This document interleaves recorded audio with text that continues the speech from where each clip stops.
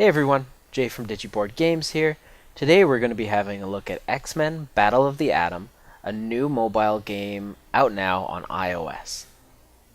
The Uncanny X-Men are nearing their 50th anniversary and they're still going strong, even though they're at the point in their lives when most of us start yelling at kids to get off our lawns. In fact, Marvel teamed up with the massively social network GREE to bring us X-Men Battle of the Atom, a mobile card battle game. This game is a tie-in with the Battle of the Atom comic book event. Players are able to play through their favorite story arcs and collect hundreds of character cards that span the entire X-Men community. Alright, so let's jump right into this. Okay, so this is like any basic, rather cookie-cutter style card battle game that you can find on the App Store.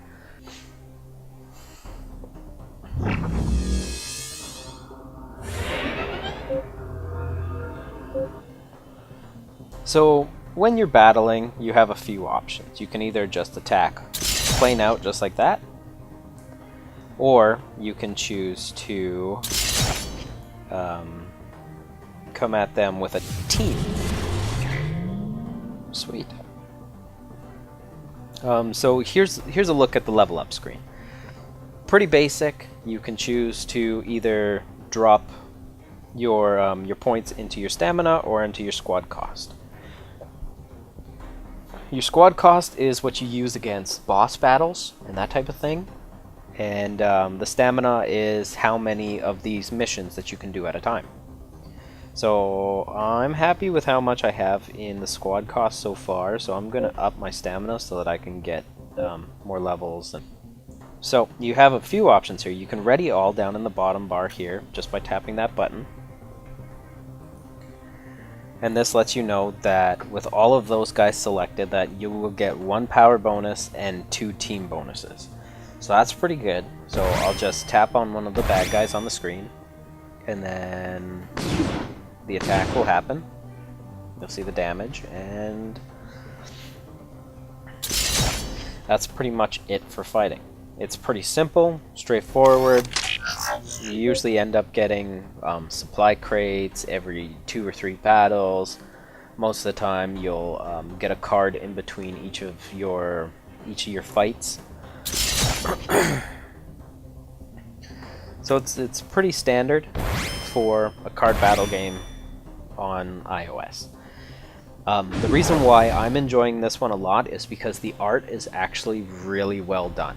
Like I mentioned at the beginning, it's done by a lot of prominent artists that are in the X-Men universe and doing most of the comic book art as well.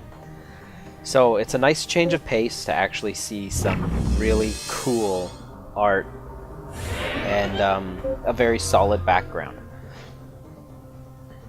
You don't really get those nowadays with these cookie cutter card battle games that are just kind of like, okay, yeah, here's a card, yep, you know, pay to win and all that kind of stuff. This one, it doesn't feel like I need to spend money right now, but I'm sure once I get to a little bit higher of a level and I'm competing against the boss battles and that type of thing, like this up here, just in the top middle there's the X with the next battle drop down.